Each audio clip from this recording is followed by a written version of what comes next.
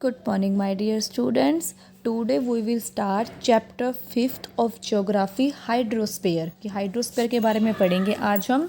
पहले इसमें एक क्वेश्चन दे रखे हैं, उस क्वेश्चन को देखते हैं। Last week it rain heavily in our city, all the roads were flooded with water and looked like reverse.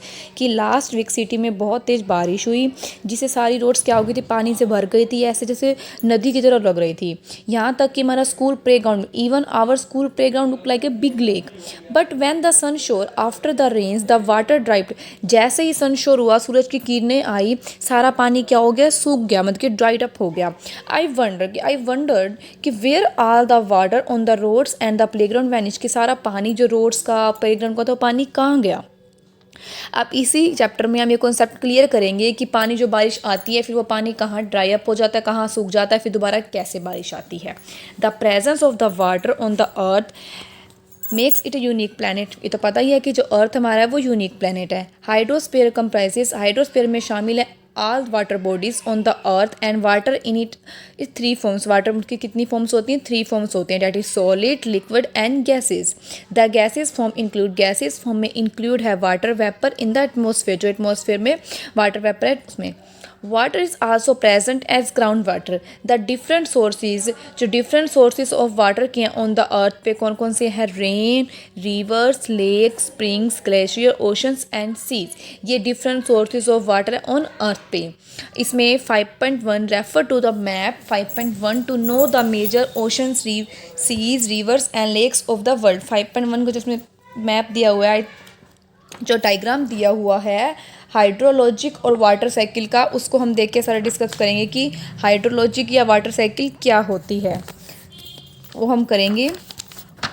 इसमें मेन था हमारे की 3 जो, और उसकी वाटर की जो 3 फॉर्म्स होती हैं कौन कौन सी होती है, सॉलिड, लिक्विड एंड गैस। और डिफरेंट सोर्सेज ऑफ वाटर कौन से होते हैं पे, rain, rivers, lake, springs, glaciers, oceans and seas. अब हम करते हैं the hydrologic cycle. Earth water is always in motion. जो अर्थ का मतलब हमेशा क्या होता है, मोशन में होता है। It is a natural process by which water is constantly change its states and position from hydrosphere to atmosphere and back to lithosphere. यह नेचुरल प्रोसेस जिसके द्वारा वाटर लगातार अपनी स्टेट्स और पोजीशन को हाइड्रोस्फीयर से एटमॉस्फेयर और वापस लिथोस्फीयर में बदल रहा है। The states of water keep on the changing from liquid to vapour and back to solid. Water की स्टेट्स लिक्विड से वेपर तक और बैक टू वापसी सॉलिड में चेंज होती रहती है। यह process, this process are going on over million of years. यह प्रोसेस मिलियन ऑफ ईयर्स से चल रही है। The water molecules are transferred from water bodies to the atmosphere by evaporation, comes back on the land as precipitation and flows back to the sea through rivers and groundwater. Water के molecules को evaporation द्वारा water bodies से atmosphere में transfer किया जाता है, land पर वापसी रेन के रूप में आता है और रिवर्स और ग्राउंड वाटर के थ्रू से वापस समुद्र में बह जाता है। This endless natural circulation of water in the, जो ये एंडलेस सर्कुलेशन वाटर की होती है, इस ये हाइड्रोलॉजिक साइकिल के रूप में जानी जाती है। The natural circulation of the water cycle, जो natural circulation of the water cycle की है वो इफेक्टेड करती है, प्रभाव करती है ह्यूमन एक्टिविटीज से। कौन कौन, such as deforestation and pollution of water से। Deforestation and pollution of water से इफेक्टेड करती है बाई ह्यूमन एक्टिविटीज़, जैसे डिफॉरेस्टेशन कर देना, वनों की कटाई कर देना, और पोल्यूशन ऑफ वाटर की, जो पानी को हम गंदा कर देते हैं, दूषित कर देते हैं उससे। ये था द हाइड्रोलॉजिक साइकिल बताया हुआ है। आगे हम देखते हैं इसमें, shows the hydrologic cycle in which water leaves the earth, travels through the atmosphere and falls back to the earth as precipitation. It percolates into the water table and groundwater, then gases, then goes back into the atmosphere by transpiration and evaporation to begin the cycle again। जिसमें क्या होता है कि water leaves, पानी पृथ्वी को छोड़ देता है। विच water leaves the earth, atmosphere के थ्रू, एटमॉस्फेयर के माध्यम से ट्रैवल करता है और रेन के रूप में पृथ्वी पर वापस गिरता है, कि रेन के रूप में पृथ्वी से वापस गिरता है। ये वाटर टेबल और ग्राउंड वाटर में फैल जाता है और फिर चक्र शुरू करने के लिए, फिर साइकिल शुरू करने के लिए ट्रांसपायरेशन और इवेपोरेशन द्वारा एटमॉस्फेयर में वापस चला जाता है, कि वापस वो साइकिल शुरू करने के लिए ट्रांसपायरेशन और इवेपोरेशन द्वारा एटमॉस्फेयर में वापस चला जाता है। Let us understand the different processes in the hydrologic cycle. अब हम इसे जो डिफरेंट प्रोसेस है हाइड्रोलॉजिक साइकिल को, उसको वन बाय वन हम स्टेप बाय स्टेप करेंगे। फर्स्ट है evaporation. The water is heated by the sun and evaporates as vapour to be in the atmosphere. Water को सन द्वारा गर्म किया जाता है और वेपर्स के रूप में इवेपोरेट बनकर एटमॉस्फेयर पहुंचता है। मतलब कि उसमें क्या होगा, वाटर को सन द्वारा गर्म किया जाता है और वेपर्स के रूप में इवेपोरेट बनकर एटमॉस्फेयर में पहुंचता है। नेक्स्ट है ट्रांसपायरेशन वाटर वेपर को प्लांट की लीफ से ट्रांसपायरेशन के प्रोसेस द्वारा बाहर दिया जाता है। वाटर वेपर को प्लांट की लीफ से ट्रांसपायरेशन के प्रोसेस द्वारा बाहर दिया जाता है। Third is condensation. Water vapour rises up. Water vapour को क्या करते हैं, वो ऊपर उठता है, वाटर वेपर ऊपर उठता है, ठंडा हो जाता है और लिक्विड फॉर्म में बदल जाता है। क्या होता है, वाटर वेपर राइजेज अप, फिर ठंडा हो जाता है और लिक्विड फॉर्म में बदल जाता है। वेपर से लिक्विड चेंजेस की प्रोसेस को कंडेंसेशन कहा जाता है। वेपर से लिक्विड चेंजेस की प्रोसेस को कंडेंसेशन कहा जाता है। The process of change from vapour to liquid is called condensation. Precipitation. The process of falling of water on the land surface in solid or liquid forms from above is called precipitation. ऊपर या नीचे से solid और liquid form में land surface पर पानी गिरने की प्रोसेस को प्रेसिपिटेशन कहा जाता है।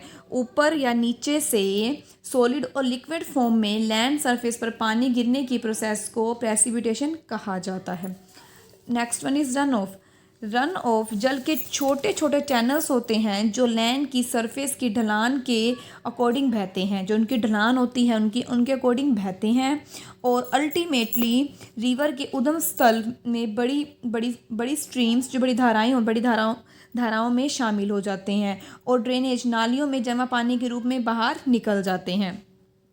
Run of, I again repeat, जल के छोटे छोटे चैनल्स होते हैं जो लैंड की सरफेस के ढलान के अकॉर्डिंग बहते हैं और अल्टीमेटली रिवर्स के उद्गम स्थल में बड़ी धाराओं, जो बड़ी स्ट्रीम्स होती हैं, बड़ी धाराओं में शामिल हो जाते हैं और नालियों में जमा पानी के रूप में बाहर निकल जाते हैं। Next one in percolation. वह प्रोसेस जिसके द्वारा रेन का पानी या मतलब कि बारिश का पानी या आइस का मतलब कि बर्फ़ का पिघला हुआ पानी धीरे धीरे मिट्टी की निचली परत पर, मिट्टी सोil की निचली परत पर रिसता है और ग्राउंड वाटर टेबल में पर पहुंच जाता है। क्या होता है, वो प्रोसेस है जिसके द्वारा रेन का पानी या बारिश का पानी या बर्फ़ का पिघला हुआ पानी धीरे धीरे मिट्टी की निचली परत पर रिसता है और ग्राउंड वाटर टेबल पर पहुंच जाता है। ये था प्रिकोलेशन। आगे है ground water is held in cracks and between layers of porous rocks. Ground water cracks और झरझरे रॉक्स की लेयर्स के बीच में होता है। ग्राउंड वाटर क्रैक्स और पोरस रॉक्स होती हैं, झरझरा रॉक्स की लेयर्स के बीच होता है। ग्राउंड वाटर स्ट्रीम्स में बह सकता है। इसे कुओं द्वारा भी टैप किया जा सकता है। ग्राउंड वाटर स्ट्रीम्स में बह सकता है। लास्ट वन है वाटर टेबल। वाटर का अंडरग्राउंड लेयर का अपर लेवल जो प्रियम्बल रॉक में रहता है, लिथोस्फीयर के अंदर गहरा होता है। जो वाटर का अंडरग्राउंड लेयर का अपर लेवल जो प्रियम्बल रॉक में रहता है, लिथोस्फीयर के अंदर गहरा होता है। ये थी हमारी हाइड्रोलॉजिक साइकिल या वाटर साइकिल। ये आपने इसमें क्या किया, हाइड्रोलॉजिक कैसी होती है कि evaporation, transpiration, condensation, precipitation, runoff, percolation, groundwater and water table. I hope students आपको समझ में आ गया होगा। नेक्स्ट आपकी बुक में दे रखा है distribution of fresh water and saline water. Distribution मतलब कि फ्रेश वाटर और सेलाइन वाटर की, मतलब कि फ्रेश वाटर कितना है, सेलाइन वाटर जो खारा पानी होता है कितना है। What do you understand by fresh water and saline water.